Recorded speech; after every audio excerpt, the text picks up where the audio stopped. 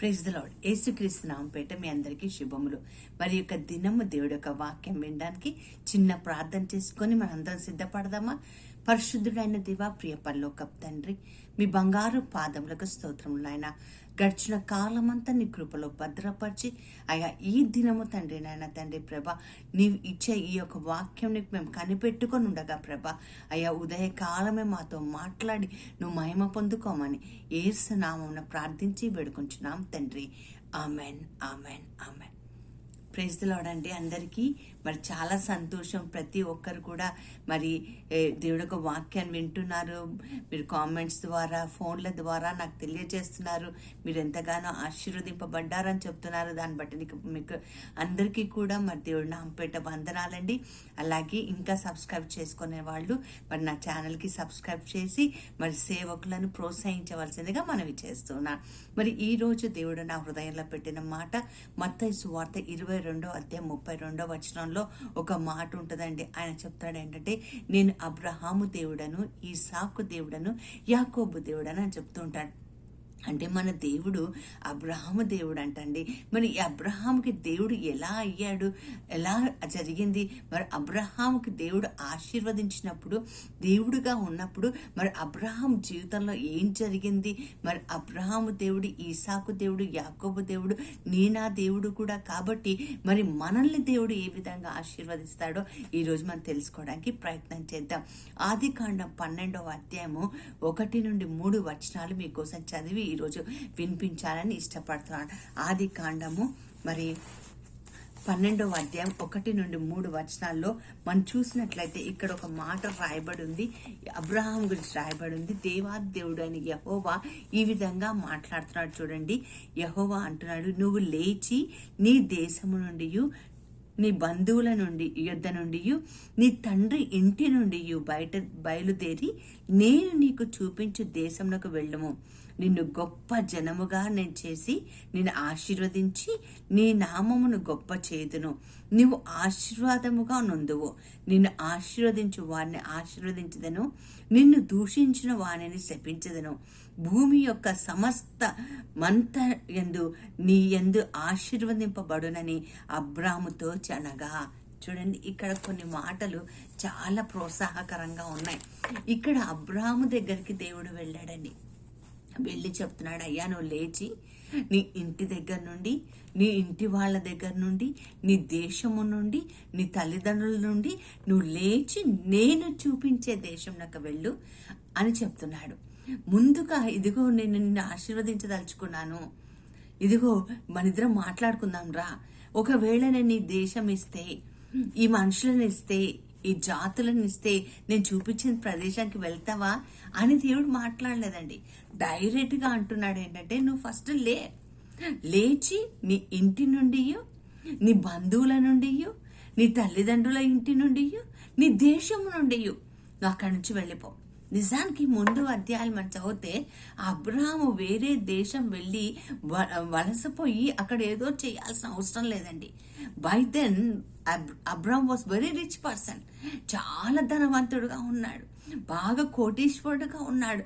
అతని దగ్గరికి వెళ్ళి చెప్తే అతను వినే స్టేజ్లో ఉన్నాడో లేదో మనం ఒక్కసారి ఆలోచించినట్లయితే, నిజంగా మనకే కనుక అన్నీ ఉండి బాగా సెటిల్ అయిపోయిన తర్వాత ఆ సెటిల్ అయిన స్థితి నుండి నువ్వు లేచి నేను చూపించే దేశానికి వెళ్ళమంటే మనం వెళ్తామా లేదా? ఒక ఆత్మ పరిశీలన చేసుకుంటే ఈరోజు దేవాదేవుడు పలికినప్పుడు నేను అబ్రహాము దేవుడను, ఈసాకు దేవుడను, యాకోబు దేవుడు నన్ను దేవుడు పలుకుతున్నప్పుడు ఎంత గొప్ప దీవెన అది. చూడండి, నువ్వు లేచి వెళ్ళు అని చెప్తున్నాడండి.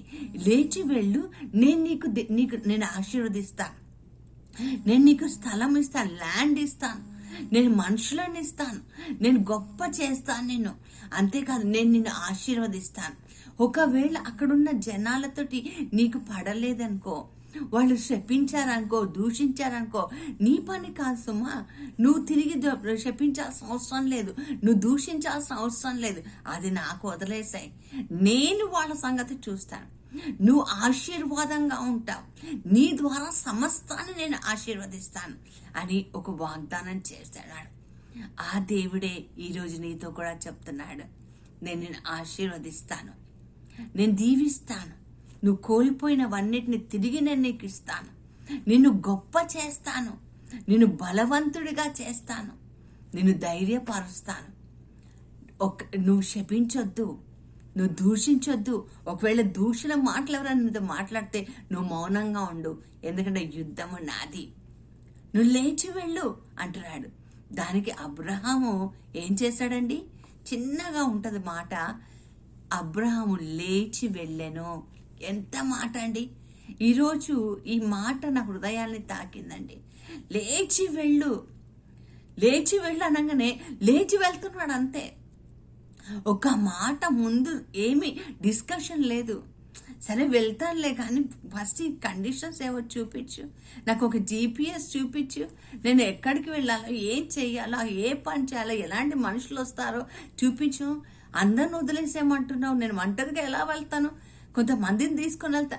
ఇవన్నీ డిస్కషన్స్ చేయలేదండి. He did exactly what God said. ఈరోజు దేవుడు నీతో మాట్లాడితే, మరి దేవుడు చెప్పినట్టుగా నువ్వు చేస్తే, అబ్రహాం మీద నిలిచి ఉన్న దీవెనలు నీ మీద నా మీద కూడా నిలిచి ఉంటాయి. ఖచ్చితంగా దేవుడు దీవిస్తాడండి. ఆయన వదిలిపెట్టే దేవుడు కాదు. నువ్వు అక్కడ కంఫర్ట్ జోన్ నుంచి కన్ఫ్యూజన్ జోన్లోకి వస్తున్నప్పటికి కూడా నేను నీకు ల్యాండ్ ఇస్తాను, స్థలం ఇస్తాను. అంతేకాదు, నీకు మనుషులను ఆల్రెడీ ఏర్పాటు చేసి పెడతాను, నీకోసం పనిచేసే జనాలు ఉంటారు అంటున్నాడు. ఆశీర్వదిస్తాను, ఎందుకంటే నేను నిన్ను నమ్మాను అని చెప్తున్నాడు. ఆ మాటలు కేవలం అబ్రహాముకి మాత్రమే చెప్పాడా, లేదా నీకు నాకు చెప్పాడా? దేవుడు మనల్ని దీవించిన గాక.